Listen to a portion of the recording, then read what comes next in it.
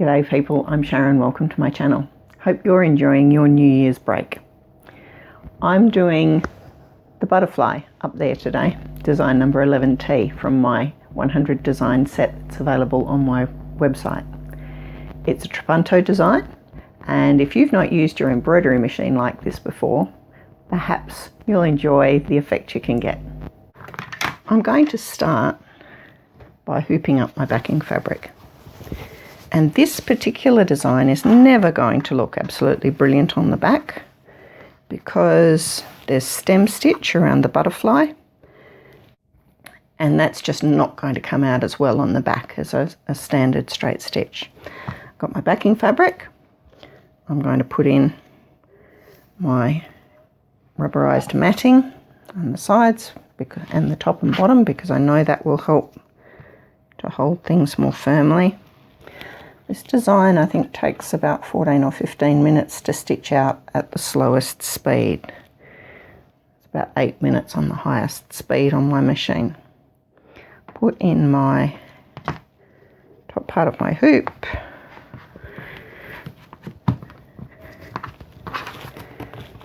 And at this stage, because I've only got that rubberized matting in, I can actually flatten things out a bit more. Not stretch them, but flatten them out. And then I'm going to add my magnets. Each of the designs in this set come in 5 sizes, and I think it's 7 formats I've got them in. If you've got a machine and I don't have the right format, let me know and I will make it into the right format for your machine. The sizes range from 5.5 inches up to 11 inches, which is 14 centimetres to 28 centimetres. Almost certainly your machine, if it's a current machine, is going to do at least 2 of these sizes. If I was doing this backing with a fabric that had a right and a wrong side, I'd put the right side on the bottom underneath because that's going to be the back of the quilted square. I'm next going to put in a piece of wadding. In this case it's wool wadding, but use whatever you want. And then I need 2 pieces to be where the big initial design for the butterfly is, so in the middle. Now, if you're not exactly sure how big that butterfly is going to be, and I'm not, I think that'll probably be big enough. But to make sure, I'm going to put a bigger piece over the top. So if you're going to do 2 pieces, good idea to have the smaller one underneath, the bigger one on top, and that means that when it stitches out, even if it doesn't go all the way or if it goes a little bit past the edges of this underneath one, the top one will be caught.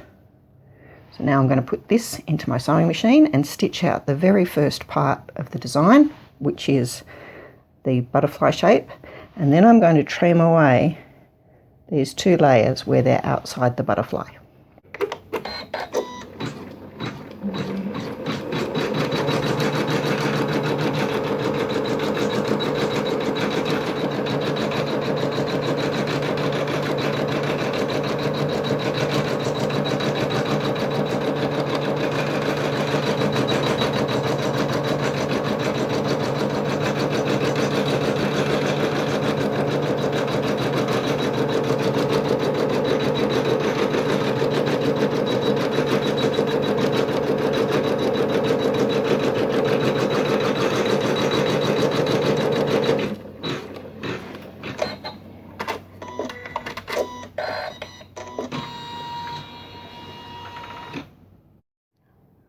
After that first colour, which comes up on the design as blue, and remembering these are designs that I actually digitised, so I know how they work.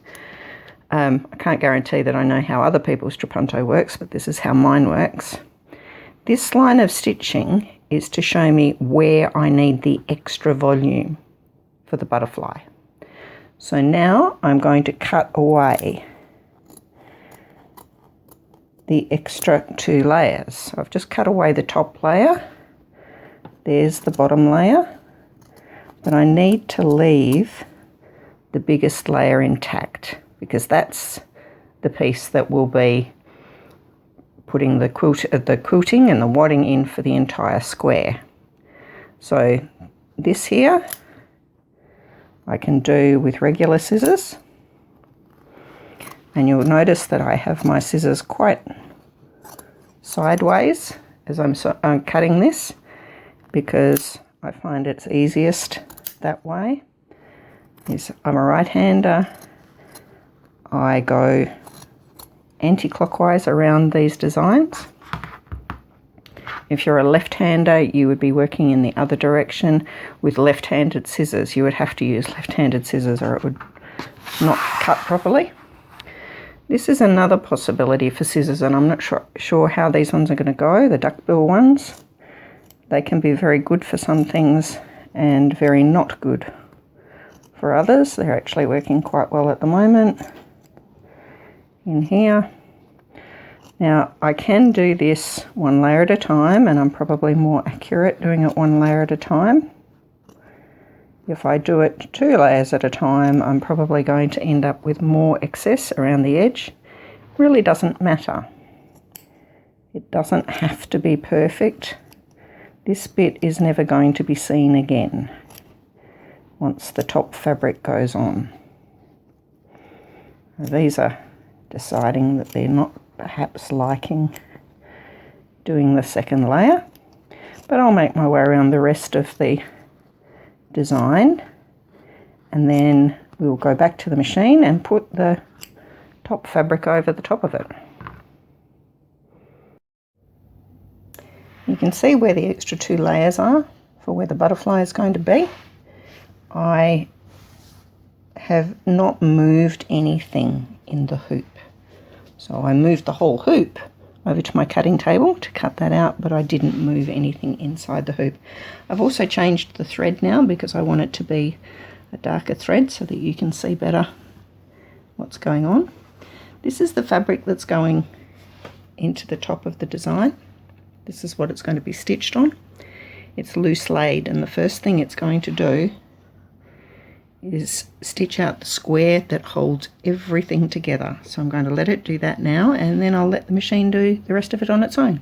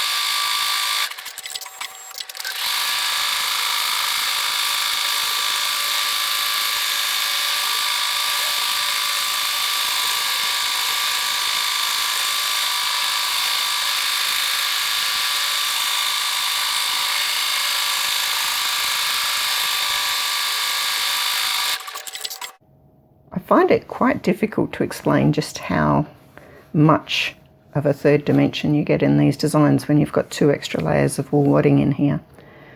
So I've only got one light source now, and hopefully you can see the shadows on this side. The other thing that can show it is that with a ruler on there, it moves all over the place because it's not at the same height as the background scallops are. If you've purchased my designs and you've made something with them, please send me a copy because I love seeing what people have achieved with these designs. That's the most fun part of it. I'm planning in the new year to show more of the projects you can make using these designs. So stick around, have a very happy new year, and I'll see you next time.